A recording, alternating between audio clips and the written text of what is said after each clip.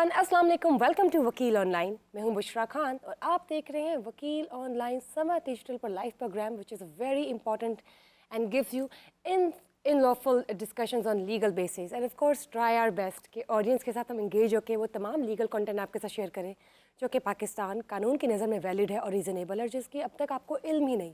तो चलिए आइए जी प्रोग्राम का बाकायदा आगाज़ करते हैं और आज हम डिस्कस करेंगे again, this is the third part of immigration कि इमिग्रेशन कैसे की जाती है। हमने लास्ट टाइम पार्ट 1 और पार्ट 2 में आपके साथ डिस्कस किया था एक्सपर्ट्स की ओपिनियन में कि यूके, यूएसए, शेंजन वीज़ास जो है वो कैसे लगवाए जा सकते हैं। इसके साथ साथ जो वर्क परमिट है, विजिट वीज़ास है, फैमिली मेम्बर्स की स्पॉन्सरशिप्स है, प्रोसेस क्या है, लीगलिटीज़ क्या है और भी बहुत कुछ।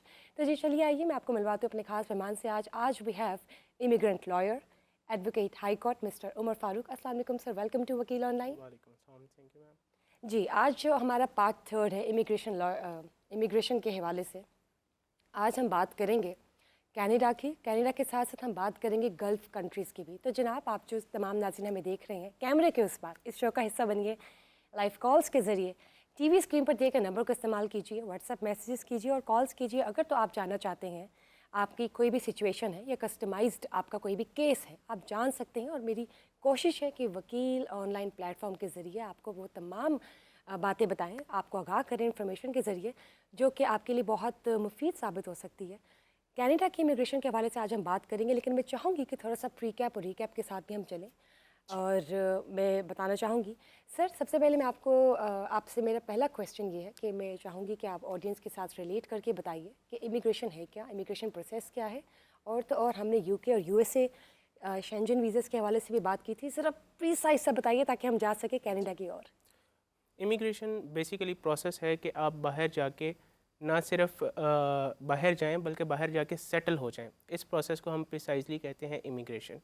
इमिग्रेशन का प्रोसेस जो है वो कंट्री टू कंट्री वेरी करता है, बिकॉज़ हर कंट्री का लीगल कोड जो इमिग्रेशन को रेगुलेट कर रहा होता है वो डिफरेंट होता है। और अगर हम बात करें इमिग्रेशन का ट्रेंड किन मुल्कों की तरफ जा रहा है, तो वो ऑब्वियसली जो डेवलप्ड कंट्रीज़ हैं, जिनमें यूनाइटेड स्टेट्स, जिनमें कनाडा, जिनमें यूरोपियन कंट्रीज़, जिनमें जो यूरोपियन यूनियन में आते हैं, जिनका हमारा शेंजन वीज़ा लगता है। उसके अलावा आजकल ट्रेंड में जा रहा है गल्फ़ कंट्रीज़, जिनमें सऊदी अरेबिया, जिनमें दुबई और जिनमें ओमान, कतर वगैरह आते हैं, क्योंकि वहाँ पर डेवलपमेंट जो है और टूरिज़म जो है और लिबरलिज़म जो है और कल्चरल डाइवर्सिटी जो है उसके ऊपर काम किया जा रहा है। तो इमिग्रेशन का ट्रेंड इन कंट्रीज़ की तरफ जा रहा है, बिकॉज़ यहाँ पे जो एम्प्लॉयमेंट की अपॉर्चुनिटीज़ हैं वो कंपैरेटिवली पूरी दुनिया से बहुत ज़्यादा और बहुत अच्छी हैं। अच्छा, रियली? तो जब हम बात करते जी गल्फ़ कंट्रीज़ की और specially when we talk about Canada, sir मैं चाहूँगी कि नज़रसानी कीजिए और बताइए कि कनाडा का जो इमिग्रेशन प्रोसेस है, हम जब स्टार्टअप वीज़ास की बात करते हैं या विजिट वीज़ास की बात करते हैं, जॉब परमिट्स की बात करते हैं, वर्क परमिट्स की बात करते हैं, तो सबसे पहले आसान अल्फाज में बताइए कि कनाडा का इमिग्रेशन प्रोसेस क्या है, आप किस तरह अप्लाई कर सकते हैं।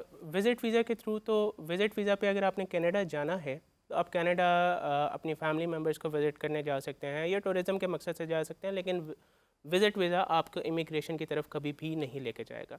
अगर आपने इमिग्रेशन की तरफ जाना है तो आपने हमेशा एम्प्लॉयमेंट वीज़ा पे जाना है, जो वहाँ पे प्रोग्राम चल रहा है, express entry program. Express entry program के ज़रिए आपको एम्प्लॉयमेंट पाकिस्तान में ही रहते मिल जाती है, आप हाँ जी, अप्लाई कर सकते पाकिस्तान हैं। में रहते मिल जाती है। और उसके उन्होंने मज़ीद 3 सब हेड्स बनाए हुए हैं, जिसमें कैनेडियन एक्सपीरियंस प्रोग्राम है, लेकिन वो सिर्फ उन लोगों के लिए जिनके एक्सपीरियंस कनाडा में है आप खुद पहले अप्लाई से। कर सकते हैं या आपको किसी मीडिएटर की एज अ प्रोफेशनल काउंसलर की ज़रूरत पड़ती ही है? आप खुद अप्लाई कर सकते हैं, लेकिन ये प्रोसेस जितना सिंपल लगता है उतना सिंपल होता नहीं है। इसके अंदर टेक्निकलिटीज़ होती हैं जो एक प्रोफेशनल और एक एक्सपर्ट ही जानता है। एक लेमैन उन टेक्निकलिटीज़, उसको ऊपर ऊपर से लग रहा होता है कि ये सब कुछ बहुत आसान है, मैं अप्लाई कर लूँगा, लेकिन एट द एंड यही होता है कि उसकी जॉब जो है वो भी नहीं उसे मिलती, और जो वो वीज़ा वगैरह अप्लाई करता है, चाहे वो विज़िट करे या वर्क, वो भी उसका तो रिजेक्ट ये हो जाता बताइए कि फॉर एग्जांपल किसी ने अगर एम्प्लॉयमेंट के लिए अप्लाई करना है कनाडा, है। हाँ जी। तो एक तो ये बताइए कि वो कौन सा पोर्टल है, आप अप्लाई कैसे कर सकते हैं। जैसे आपने एक्सप्रेस एंट्री के बारे में बताया, वो ज़रा डिटेल में बता दें। और क्या कोई इन्वेस्टमेंट शुरू में लगती है, पैसे लगते हैं किसी भी आम इंसान के? नहीं, अप्लाई करते हुए आपके कोई पैसे नहीं लगेंगे। आप सिंपल गूगल पे जाएं, एक्सप्रेस एंट्री प्रोग्राम लिखें, आपको वेबसाइट की तरफ, जो कनाडा की वेबसाइट है जहाँ पे आपने अपना सारा डाटा एंटर करना है, रीडायरेक्ट कर दिया जाएगा। आप वहाँ पे जाएंगे, वहाँ पे 3 सबहेड्स आते हैं, जैसे कि मैंने पहले बताया, जिसके अंदर federal skilled worker program, federal skilled trade program और तीसरा Canadian experience program. Canadian experience program उन लोगों के लिए जो पाकिस्तान या दूसरे मुल्कों से कनाडा जा चुके हैं और उनका कनाडा में 2 से 3 साल का वर्क एक्सपीरियंस हो चुका है। वो कैनेडियन एक्सपीरियंस प्रोग्राम के लिए अप्लाई करते हैं और उनको डायरेक्टली PR मिल जाती है। कितने सालों में मिल जाती है? 2 से 3 साल के। ठीक है, हम यही से कंटिन्यू करेंगे। मैं चाहूँगी कि सबसे पहले हम एक कॉल ऐड कर लें। अस्सलाम वालेकुम जी, वेलकम टू वकील ऑनलाइन। अस्सलाम वालेकुम जी वालेकुम अस्सलाम, फरमाइए कौन कहाँ से? मैडम, मैं मलिक मुजाहिद एडवोकेट अटक से बात कर रहा हूँ। जी जी फरमाइए। मैडम, मेरा क्वेश्चन ये है कि जैसा कि मैं पाकिस्तान में प्रैक्टिसिंग लॉयर हूँ, तो मैं कनाडा में अगर एज अ प्रैक्टिसिंग लॉयर अगर मैं जाना चाहूँ तो उसके लिए क्या प्रोसीजर होगा और क्या कॉस्ट क्या आएगी और किस तरह मैं अप्लाई कर सकता हूँ? बहुत शुक्रिया आपका। प्रोग्राम देखते रहिएगा, आपको इसका जवाब मिल जाएगा। जी। जी सर। आप अगर पाकिस्तान में लॉयर हैं, इंडिया में लॉयर हैं, किसी भी कंट्री में लॉयर हैं और आप किसी डेवलप्ड कंट्री में एज ए लॉयर जाना चाहते हैं, तो उसमें चाहे आप कनाडा जाना चाहते हैं, चाहे आप US जाना चाहते हैं या आप यूरोपियन किसी कंट्री में जाना चाहते हैं, तो जिस तरह आप पाकिस्तान में लॉयर ने अप्लाई करना है तो उसे पता होगा पाकिस्तान के अंदर भी लाइसेंस के लिए एक टेस्ट देता है जिसे ग्रेजुएट असेसमेंट टेस्ट कहा जाता है। इस तरह अगर आप कनाडा जाएंगे, कनाडा का भी एक प्रेस्क्राइब टेस्ट है, वो आप पास करेंगे तो कनाडा बार का आपको लाइसेंस मिलेगा। उसके बाद आप वहाँ पे प्रैक्टिस कर सकते हैं। इसी तरह USA में है, इसी तरह UK में है और इसी तरह डिफरेंट यूरोपियन कंट्रीज़ में है। जिस भी कंट्री में आपने जाना है वहाँ पे पहले आपने टेस्ट उनका क्वालिफाई करना है। टेस्ट क्वालिफाई करेंगे तो आपको लाइसेंस मिलेगा और उसके बाद आप अपना वीज़ा भी लगवा सकते हैं। और इन्वेस्टमेंट कोई ज़रूरत है शुरू में? आपको कोई पैसे इन्वेस्टमेंट लगाने की पड़ते हैं? क्योंकि लॉ का जो प्रोफेशन है वो भी एक अपने अंदर एक स्किल है, तो इसके लिए इन्वेस्टमेंट की ज़रूरत नहीं है। वो अगर आप इन्वेस्टर वीज़ा पे जा रहे हैं फिर आपको इन्वेस्टमेंट की ज़रूरत पड़ेगी। मुझे ये बताइए उमर साहब, जब हम बात करते हैं प्रोविंशियल नॉमिनी प्रोग्राम की, फिर ओंटारियो इमिग्रेंट नॉमिनी प्रोग्राम और उसके साथ साथ ब्रिटिश कोलंबिया नॉमिनी प्रोग्राम, तो इन तीनों में क्या फ़र्क है? जी, ये हमें फिर कनाडा की तरफ ही लेके जाते हैं। कनाडा में जैसे हमने पहले बात की कि फेडरल स्किल्ड वर्कर प्रोग्राम उसको सेंट्रल गवर्नमेंट देख रही होती है। इसी तरह जिस तरह पाकिस्तान में 4 प्रोविंसेस हैं हमारे पास, पंजाब, सिंध, सरहद और बलूचिस्तान, इसी तरह कनाडा में भी प्रोविंसेस है जिनमें ओंटारियो भी एक प्रोविंस है। तो वहाँ पे इन प्रोग्राम्स को कहा जाता है प्रोविंशियल नॉमिनी प्रोग्राम। यानी वहाँ पे प्रोविंसेस को सेंटर ने ये पावर डेलीगेट की हुई है कि वो अपना इमिग्रेशन का जो प्रोसेस है उसे खुद से ओवरलुक कर सकते हैं, उसे खुद से मैनेज कर सकते हैं। उन्हें फेडरल ने ये पावर डेलीगेट की। तो ये बताइए सबसे आसान तरीका, जब हम बात करते हैं कि एलिजिबिलिटी क्या है, ग्रेजुएशन अगर आपने की हुई है या अगर आपने मास्टर्स किया हुआ है, तो एक तो होता है ना स्किल्ड एम्प्लॉयमेंट होती है और एक अनस्किल्ड एम्प्लॉयमेंट होती है। तो आप कौन से बेसिस पे फॉल करते हैं कि आप कनाडा के लिए आसानी से you fall for such category और आपको वो बुला लेते हैं? कनाडा के लिए जो सबसे आसान तरीका है वो तो फेडरल स्किल्ड वर्कर प्रोग्राम ही है। आपके पास स्किल का होना ज़रूरी है। अनस्किल्ड के लिए किसी भी मुल्क में जाना कंपैरेटिवली मुश्किल होता है। एट द एंड चले अनस्किल्ड भी चले जाते हैं। Nowadays, करंटली हम कह दें अगर comparatively Canada is the easiest, because Canada की जो इकॉनमी है वो नीचे की तरफ जा रही है, उसके अंदर डिप्रेशन हमें देखने को मिल रहा है। इस वजह से कनाडा ने जो वीज़ा रिस्ट्रिक्शंस है उनको ईज़ कर दिया ताकि बाहर से लोग आएँ और हमारे पास कैश इनफ्लो है वो इंक्रीज़ हो जाए। और PR आपको कितने अरसे बाद मिल जाती है कनाडा में जब आप अप्लाई कर देते हैं? कनाडा में जब आप अप्लाई कर देते हैं वर्कर वीज़ा पे, आपका वहाँ पे 2 साल का वर्क एक्सपीरियंस हो जाता है। उसके बाद आप एलिजिबल हो जाते हैं कि आप PR के लिए अप्लाई कर सकें। अच्छा, अब फॉर एग्जांपल अगर एक मर्द साहब गए हैं, एक मेल पर्सन गया है, उनकी जो वाइफ है वो अगर काम कर रहे हैं कनाडा में, तो क्या वो अपनी वाइफ को बुला सकते हैं कनाडा? वाइफ को वो एक स्पेसिफिक पीरियड के लिए बुला सकते हैं, लेकिन ऐसे अगर हम बात करें कि जितना उनका ड्यूरेशन है उस ड्यूरेशन के लिए वो बुला लें, ऐसा नहीं हो सकता। कनाडा में जो आपने डिपेंडेंट, ये एक्चुअली वाइफ या बच्चों को बुलाने वाला जो चक्कर होता है इसे कहते हैं डिपेंडेंट वीज़ा। अगर आपके पास कनाडा में PR या सिटीजनशिप है तब ही आप डिपेंडेंट वीज़ा के ऊपर बुला सकते हैं। अदरवाइज़ आप सिर्फ उन्हें विजिट वीज़ा के ऊपर बुला सकते हैं, डिपेंडेंट वीज़ा वर्क वीज़ा के ऊपर नहीं बुला सकते। तो ये बताइए स्पॉन्सरशिप के क्या तरीके हैं कनाडा में? स्पॉन्सरशिप के यही तरीके हैं कि आप उनके पोर्टल पे अप्लाई करते हैं। पोर्टल पे अप्लाई करने के बाद जब कंपनी आपका जॉब ऑफ़र जो है आपको ग्रांट कर देती है तो साथ ही वो स्पॉन्सरशिप लेटर भी जारी करती है कि इस पर्सन की एकोमोडेशन, इस पर्सन का फूड, इस पर्सन की मेडिकल इंश्योरेंस हम प्रोवाइड करेंगे। तो इस तरह से जो है स्पॉन्सरशिप काम करती है ऑल कनाडा। राइट, तो मुझे ये बताइए, हम कनाडा के बारे में बात करें नाज़रीन, कनाडा की इमिग्रेशन कैसे हो सकती है, आप विजिट वीज़ा पे कैसे जा सकते हैं, जॉब पे कैसे जा सकते हैं, और एम्प्लॉयमेंट आराम से पाकिस्तान में ढूंढ कर भी आप किस तरह जा सकते हो, और पीआर आपको कितने अरसे में मिल सकती है, और इसके बाद अगर आप वहाँ पर पीआर ले लेते हैं तो फिर आप अपने फैमिली मेम्बर को कैसे स्पॉन्सर कर सकते हैं। हमने तमाम तरीके आपके साथ शेयर किए, और अगर आप ऐसा सोच रहे हैं या आपके इर्द गिर्द कोई ऐसा केस चल रहा है या सिनेरियो चल रहा है और आपको कोई मशवरा चाहिए, तो प्लीज़ इस शो का हिस्सा बनिए। लाइव कॉल्स के ज़रिए टीवी स्क्रीन पर दिए गए नंबर को इस्तेमाल कीजिए और हमें कॉल्स कीजिए, ताकि क्योंकि हमारी कोशिश है कि हम वकील ऑनलाइन के प्लेटफॉर्म से आपके तमाम मसाइल का हल निकाल सकें। Moving on towards the second category when we talk about immigration of about Gulf countries. तो सर मुझे ये बताइए, जब गल्फ कंट्रीज़ की बात की जाती है तो अमंगस्ट गल्फ कंट्रीज़ इस वक्त कौन सा कंट्री पीक पर है जिसकी इमिग्रेशन बहुत ईजी है? जी, गल्फ़ कंट्रीज़ में अगर हम बात करें, सबसे पहली बात ये कि पाकिस्तान से इमिग्रेशन के थ्रू जो बंदे बाहर जाते हैं वो सबसे ज़्यादा जाते ही गल्फ़ कंट्रीज़ के अंदर हैं।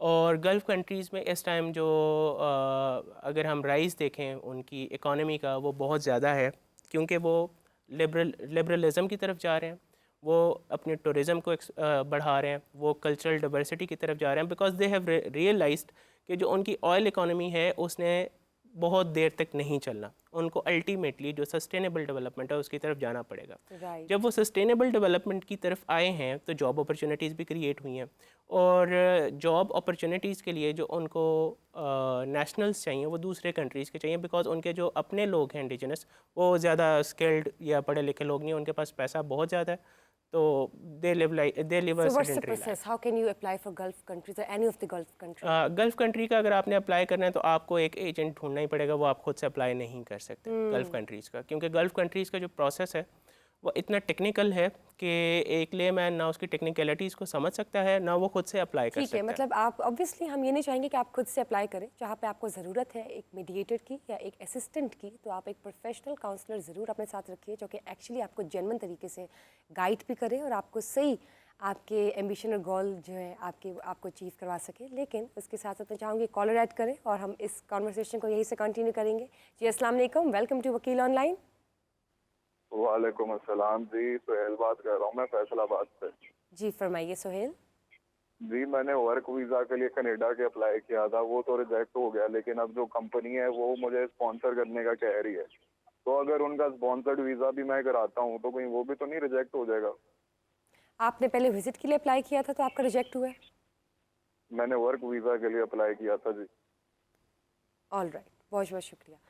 जी सुहेल साहब का क्वेश्चन है कि उन्होंने पहले वर्क वीज़ा के लिए अप्लाई किया था। अगर तो सुहेल साहब ने खुद से अप्लाई किया है बगैर टेक्निकलिटीज़ को अंडरस्टैंड किया, तो ऑब्वियसली उनका वीज़ा रिजेक्ट होने की वजह हमें समझ आती है कि उन्होंने कुछ ना कुछ मिस कर दिया टेक्निकलिटीज़ होगा को मिस कर application में, दिया yes. होगा और उस वजह से उनका वीज़ा रिजेक्ट हो गया। लेकिन अगर आपको वहाँ से कोई कंपनी प्रॉपरली स्पॉन्सर कर रही है तो कंपनी आपकी जो वीज़ा एप्लीकेशन प्रोसेस है उसे भी खुद से ओवरलुक करती है, उसे देखती है खुद से, उसे सारे प्रोसेस को स्क्रूटिनाइज भी करती है।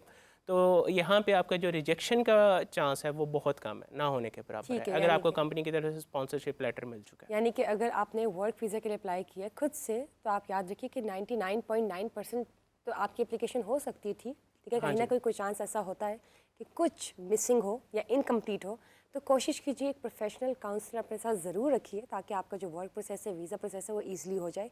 इसके अलावा जब हम बात करते हैं कि अगर आपका 5-6 दफ़ा कोई वीज़ा रिजेक्ट हुआ है, specially when we talk about Canada, तो आप उसको रीअप्लाई कर सकते हैं और there could be a chance कि एक मोमेंट पे आपका वीज़ा एक्सेप्ट हो जाए। नन अदर देन, एक अगर केस की बात मैं करती हूँ कि आपको बैन ना किया गया हो, ब्लैक लिस्ट ना किया हो, आप वीज़ा रिजेक्ट जितनी मर्जी बार, इट्स परफेक्टली फाइन, आप उसको अप्लाई कर सकते हैं, रीअप्लाई कर सकते हैं और आपको वीज़ा मिल सकता है किसी न किसी पॉइंट पर। लेकिन एप्लीकेशन प्रोसेस आपका बेहतरीन होना चाहिए और एक प्रोफेशनल काउंसलर अपने साथ ज़रूर रखिएगा। और कंपनी अगर आपको स्पॉन्सर कर रही है तो आप उस स्पॉन्सर्ड कंपनी की क्राइटेरिया पे फॉलो करके दोबारा you can go for it. Ji Umar, जब हम बात करते हैं Saudi gulf gulf countries countries की, की। मुझे ये बताएं, फैमिली में अगर फैमिली ने अप्लाई करना हो, मियाँ बीवी इकट्ठे भी अप्लाई कर सकते हैं अगर हाँ दोनों जी, मियाँ क्वालिफाइड और बीवी वहाँ एजुकेटेड पे हैं? यानी कनाडा की तरह ये रेस्ट्रिक्शन नहीं है कि पूरी फैमिली नहीं जा सकती। सऊदीया या दुबई के अंदर पूरी फैमिली मूव कर सकती है। अगर वहाँ पे एक पर्सन काम कर रहा है ऑलरेडी, तो वो अपने जितने भी डिपेंडेंट्स हैं, चाहे वो उसका स्पाउस है या उसके बच्चे हैं, उन्हें वहाँ पे बुला सकता है। और जिस तरह की हम बात कर रहे थे कि हमें गल्फ़ कंट्रीज़ को भी एक्सप्लोर करना चाहिए, मैं आपको एग्जांपल देता हूँ किंगडम ऑफ सऊदी अरेबिया की, कि वहाँ पे डेवलपमेंट किस तरह से पीक पे जा रही है। दुनिया का सबसे बड़ा शहर का प्रोजेक्ट जिसे नियोम सिटी का नाम दिया गया वो सऊदीया में चल रहा है। उसके अलावा बुर्ज खलीफा से बड़ी बिल्डिंग सऊदीया में बनने जा रही है। दुनिया का सबसे बड़ा गेमिंग एक्सपो 2025 में सऊदी अरेबिया में होगा। जब इतने बड़े बड़े इवेंट्स और इतनी डेवलपमेंट का काम सऊदी अरेबिया में चल रहा है तो ऑब्वियसली वहाँ पे आपको पास employment opportunities and they want assistance for such events and such mega events obviously. अब यहाँ पे जो एक बच्चा MBA करके निकला है वो मुश्किल से लाख या सवा लाख कमाएगा, जबकि वहाँ पे जो एक MBA का बच्चा है जो मैनेजर जाके लगता है वो उसकी स्टार्टिंग सैलरी ही 8 लाख है। यानी कि इस स्कोप ऑफ वर्क को ये जो प्लान ऑफ एक्शन फिलहाल चल रहा है सऊदी अरेबिया में, उनका जो नया शहर आबाद होने जा रहा है उसका भी एक फैक्टर है कि वहाँ पे एम्प्लॉयमेंट के चांसेस बहुत ज़्यादा है। जैसे हम याद बात करते हैं CPAC की कि once it would be executed तो there would be a lot of chances for unemployment जो है वो डिक्रीज करता है। इसी के साथ साथ हमें कॉलर ऐड करते हैं। जी अस्सलाम वालेकुम, वेलकम टू वकील ऑनलाइन है और मैं गुजरात से बात कर रही हूँ। मैं वर्क वीज़ा अप्लाई करना चाह रही हूँ लेकिन मुझे नॉलेज नहीं है कि मुझे किस कंट्री में करना चाहिए, और मैं ये चाह रही हूँ कि मुझे कोई ऐसी कंसल्टेंसी फर्म या कोई ऐसा रिलायबल सोर्स मिले जो मुझे सारी इंफॉर्मेशन भी प्रोवाइड कर सके और मुझे ये भी बता सके कि मैं किस कंट्री के लिए ज़्यादा ईजी होगा अप्लाई करना, क्योंकि उसके बाद फिर मैंने अपने हस्बैंड को भी बुलाना है। तो काइंडली मुझे बताएं मेरे लिए कौन सा कंट्री सबसे ज़्यादा बेहतर हो सकता है। आपका नाम मोहतरमा? अनम। अनम, आप बताइए आपकी क्वालिफिकेशन क्या है? मैंने PhD की है। सब्जेक्ट आपका जी? मेरा उर्दू में है। बहुत शुक्रिया आपका, थैंक यू अनम। हमारे साथ प्रोग्राम देखते रहिएगा। जी उमर, उनकी PhD उर्दू में है। हाँ जी। अक्सर ऐसा भी होता है कि कुछ स्पेसिफिक फील्ड्स होती है हाँ जी। जो डिफरेंट कंट्रीज में ज़्यादा स्कोप पे होती हैं, उसका बताइए।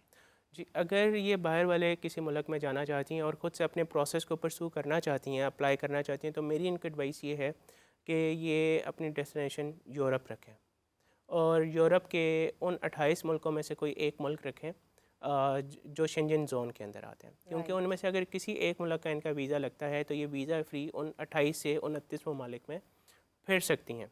अच्छा, उसका अप्लाई करने का प्रोसीजर भी कंपैरेटिवली काफ़ी आसान है, ट्रांसपेरेंसी है, आप ख़ुद से अप्लाई कर सकती हैं समझ के। आप माशाल्लाह से लिटरेट भी हैं काफ़ी ज़्यादा। तो हम पहले 2 शोज़ में भी इस प्लेटफॉर्म का जिक्र कर चुके हैं कि यूरोप में जो कंट्रीज़ हैं, जो 28 मुल्क हैं जो शेंजन वीज़ा प्रोवाइड करते हैं, उनका एक कंजाइंट प्लेटफॉर्म है यूरस, EURES। आप उस पर जाएंगी और आप उस पर जॉब सर्च कर लेंगे, आपको अपनी जॉब, अपनी फील्ड से रिलेटेड जॉब ईज़िली मिल जाएगी। उन्होंने कैटेगराइज़ किया हुआ है जॉब्स को।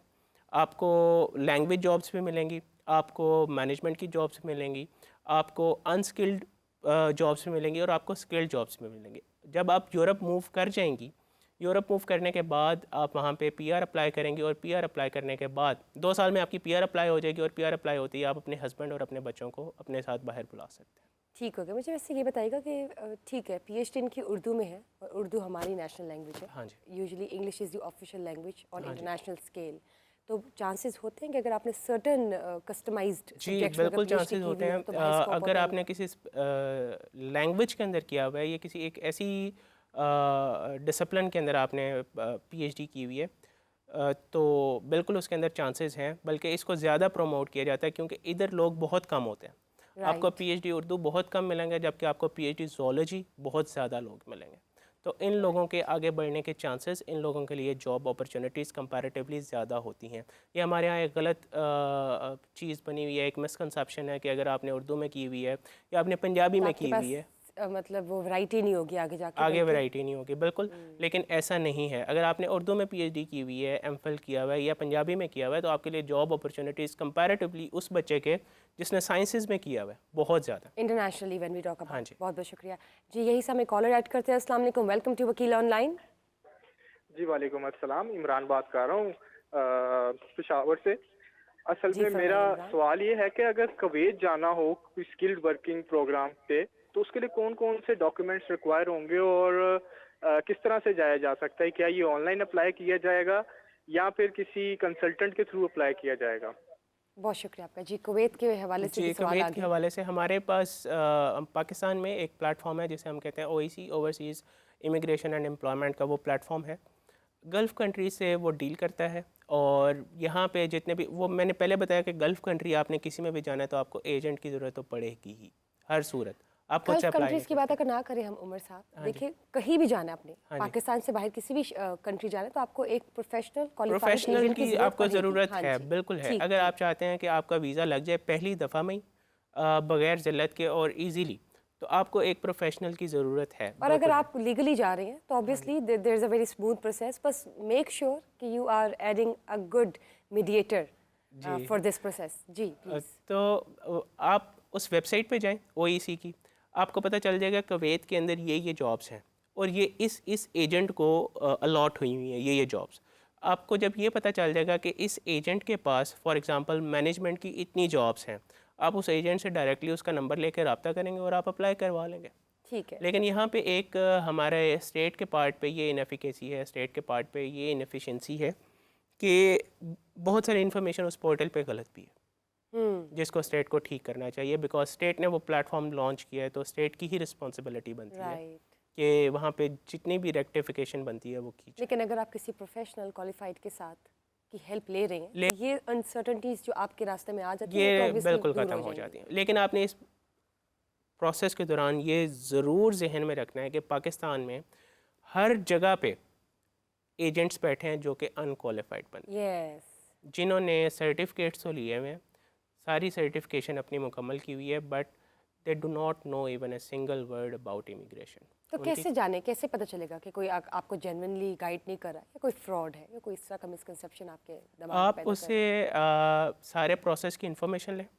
आप उससे पूछें कि वो प्रोसेस कितने अरसे में कंप्लीट करवाएगा, वो पेमेंट का क्या शेड्यूल बनाएगा। अगर तो आपसे एक हेफ्टी अमाउंट ले रहे एडवांस के अंदर, तो आप वहीं से समझ जाएं कि ये बंदा गड़बड़ है। All right. अगर वो आपसे 50,000 60,000 एडवांस के अंदर ले रहा है और आपको सारी श्योरिटी दे रहा है, साथ आपको अक्सर ये एजेंसीज वाले ये करते हैं कि आपसे पैसे ले लेते हैं, आपको उसकी रिसीविंग भी नहीं देते कि हमने ये पैसे आपसे रिसीव किए हैं, कोई उसके रिसीट नहीं देते। तो आपने रिसीट भी लेनी है और आपने उनसे टाइम प्लान भी लेना है। और सबसे बेहतर ये है कि अगर आप उनके साथ एक रिटन एग्रीमेंट कर लें, क्योंकि रिटन एग्रीमेंट है तो आप उसको बाय कोर्ट एनफोर्स भी करवा सकते हैं। बिल्कुल ठीक बात की आपने। इसके साथ साथ जब आप किसी भी प्रोफेशनल क्वालिफाइड के थ्रू अपना कोई केस पुट कर रहे हैं फॉरवर्ड फॉर एनी कंट्री, तो प्लीज़ मेक श्योर कि आप उस प्रोफेशनल क्वालिफाइड को एक बार ये ज़रूर कहिएगा कि जो एप्लीकेशन उन्होंने आपके बिहाफ पे लिखी है एम्बेसी के लिए, वो आपको एक बार ज़रूर रिव्यू करवा दें कि उन्होंने जो इन्फॉर्मेशन लिखी वो जेन्युइन है कि नहीं। वहाँ से भी आपको अंदाज़ा हो जाएगा। Obviously you would be that much educated कि आप उसको उसका एक्सरे कर सकें। एनीवेज मूविंग ऑन, मैं चाहूँगी कि आप स्टूडेंट वीज़ा पे भी बात करें हाँ जी। और हमें जॉब और टेम्प्रेरी वर्क परमिट के हवाले से भी बताएं। लेकिन उससे पहले मैं चाहूँगी कि ये ज़रूर ऐड कीजिएगा, when we talk about Canada and US, there is a bridge which connects Canada and US. जी। So for those people who are actually working in US or Canada, are easily accessible to move to other place on है तो ये illegal cross करना। Illegal है। आप मतलब अगर entry ले लेते हैं तो फिर अगर तो- इलीगल एंट्री आपने ली हुई है फिर तो बहुत इजी है, आप जा सकते हैं। वहाँ पे बॉर्डर ऐसे है कि बॉर्डर के ऊपर पेट्रोलिंग भी नहीं है, कोई वहाँ पे आपको गार्ड, कोई पुलिस वाला या कोई आर्मी वाला आपको नहीं मिलेगा। आप क्रॉस कर सकते हैं बॉर्डर, कनाडा में भी जा सकते हैं यूएसए से, और कनाडा से यूएसए में भी आ सकते हैं। लेकिन अगर आपने उसका लीगलिटीज़ तमाम पूरी की हुई हैं, लीगल प्रोसेस के थ्रू जा रहे हैं, आप यूएसए में हैं, आपने कनाडा जाना है, आपने कनाडा का वीज़ा लगवाया है, फिर तो ठीक है। अदरवाइज़ अगर आप छुप के जाते हैं, तो अगर फॉर एग्जांपल आप यूएसए में हैं, आप कनाडा जाना चाहते हैं और आप छुप के जाते हैं, तो यूएसए आपको बैन कर देगा। लेकिन ये बताएं ना, अगर आपको कनाडा की पीआर मिल गई है, हाँ जी, उसके बाद आपके लिए इजीली कनाडा की PR है। कर सकते हैं यूएस। हाँ जी, बिल्कुल इजीली और अगर आपके एक्सेसिबल है। पास यूएस का जैसे कहते हैं ग्रीन कार्ड है, हाँ जी, सोशल सिक्योरिटी नंबर भी आपको जो एक कार्ड मिलता है, मतलब अगर आप उस प्रोसेस तक लीगली पहुंच गए तो फिर आप कनाडा जा सकते हैं, visit कर कनाडा सकते जा हैं, सकते हैं। यूएस का अगर आपके पास ग्रीन कार्ड है फिर आप दुनिया में कहीं भी जा सकते हैं राइट राइट राइट। और इजीली जा सकते और हैं। वर्क परमिट के दौरान तो आप विजिट भी कर सकते हैं। हाँ जी, वर्क परमिट के दौरान बिल्कुल विज़िट कर सकते हैं विज़िट वीज़ा के थ्रू। लेकिन जो पाकिस्तान से ये विज़िट वीज़ा की बात चली है, तो मैं एक चीज़ क्लैरिफाई करता चलूँ, और स्टूडेंट वीज़ा के हवाले से भी, कि जब भी आप विज़िट वीज़ा या स्टूडेंट वीज़ा के लिए अप्लाई करते हैं, तो आपकी जो सबसे इम्पॉर्टेंट चीज़ है वो है बैंक स्टेटमेंट। अगर आपकी बैंक स्टेटमेंट ठीक नहीं है तो आपका वीज़ा 90% 95% चांसेस हैं कि वीज़ा रिजेक्ट हो जाएगा। फॉर एग्ज़ाम्पल आप टूरिस्ट या विज़िट वीज़ा पे जा रहे हैं, यूके जा रहे हैं, यूएसए जा रहे हैं, कनाडा जा रहे हैं, आपने एप्लीकेशन में बताया जी कि मैं वहाँ पे 10 लाख खर्च करूँगा, मेरी ये अकोमोडेशन है, वो पहले से सारा हिसाब लगा के बैठे होते हैं कि इस बंदे का 50 लाख खर्चा आएगा। राइट। लेकिन अगर आपके बैंक अकाउंट में ही 30 लाख पड़े हैं, तो तो वो आपको वीज़ा नहीं देंगे। बिल्कुल बिल्कुल। इसके साथ आप मुझे ज़रूर बताइएगा, before we wrap up this session, I would like you to please throw some light over student visas issues and their cases as well. हाँ जी, स्टूडेंट वीज़ाज़ के हवाले से जो सबसे बड़ा मसला है स्टूडेंट्स इसके ऊपर बाकायदा रिसर्च नहीं करते कि हमने किस यूनिवर्सिटी में जाना है, हमने किस कंट्री को चूज़ करना है। अब जैसे ऑस्ट्रेलिया, बहुत सारे एजेंट्स हैं, उनको ऑस्ट्रेलिया से अगर कमीशन ज़्यादा मिल रही है वो ऑस्ट्रेलिया में अप्लाई तो करवा देंगे, स्टूडेंट जो है वो फ़ी तो भर देगा, लेकिन ऑस्ट्रेलिया की अब एक्सेप्टेंस रेशो ही 30% है। राइट। उसके वो पैसे ज़ाया हो जाएंगे जब उसका वीज़ा ही नहीं लगना जो उसने यूनिवर्सिटी की फ़ी पे की होगी। तो स्टूडेंट्स खुद से रिसर्च करें कि किस यूनिवर्सिटी का एक्सेप्टेंस रेशो ज़्यादा है। जैसे यूके है, उसका 95 to 99% है एक्सेप्टेंस रेशो। यूके का अप्लाई करें, यूनिवर्सिटी देखें, उसके बाद यहाँ से सर्टिफाइड एजेंट्स जैसे यूके से ब्रिटिश काउंसिल के थ्रू जो हैं वो ब्रिटिश काउंसिल की वेबसाइट पे आपको सर्टिफाइड एजेंट्स की लिस्ट मिल जाएगी, जिनमें मैं भी शामिल हूँ। और वहाँ से आप किसी भी एजेंट से कांटेक्ट करें, उसके पास जाएँ, अपना वीज़ा अप्लाई करवाएं। सबसे पहले वो आपका एडमिशन सिक्योर करेगा। एडमिशन सिक्योर करने के बाद आपकी बैंक स्टेटमेंट प्रिपेयर की जाएगी। यहाँ पे फिर मैं दोबारा स्ट्रेस करूँगा इस बात को कि आपको एजेंट्स ये एडवाइस करेंगे कि हम आपको फेक बैंक स्टेटमेंट बनवा देते हैं, यानी एकदम हम huge amount of money inject करेंगे आपके अकाउंट में ताकि हम शो करवा सकें कि हम फ़ी पे कर सकते हैं। लेकिन आपने जो भी बैंक स्टेटमेंट सबमिट करवानी है, साथ आपने उसकी जस्टिफिकेशन ज़रूर सबमिट करवानी है कि ये जो पैसे मेरे अकाउंट में एकदम इतने ज़्यादा आए हैं, ये कहाँ से आए हैं, कैसे आए हैं और ये किस पर्पज़ के लिए हैं। ठीक हो गया, बहुत बहुत शुक्रिया, आपने बहुत डिटेल डिस्कशंस दी, specially when we talk about student visa तो एक आपको पता है आजकल एक जैसे कहते हैं ना ट्रेंड भी है, everyone's moving towards international studies. तो वो बहुत ज़रूरी था कि हम लोग अपने इमाम को ज़रूर बताएं कि स्टूडेंट वीज़ा का जो प्रोसेस है वो किस तरह से होता है। इसके साथ साथ विजिट वीज़ा और family sponsorships, work permits, temporary work permits, और भी हमने बहुत सी कैटेगरीज जो है आप लोग के साथ शेयर की। मुझे उम्मीद है कि आप लोग को ये इन्फॉर्मेशन डिस्कशन बहुत मुफीद लगी होगी। और बहुत बहुत शुक्रिया कॉल्स करने का, अपने मिसाइल हमारे साथ शेयर करने का। बहुत बहुत शुक्रिया उमर साहब जी आपका। Thank you so much. Thank you guys for watching us, and keep on watching Vakil Online, because we will be catching up on the next Monday with another new topic which would be quite useful for all of you for legalities. Thank you. Allah Hafiz.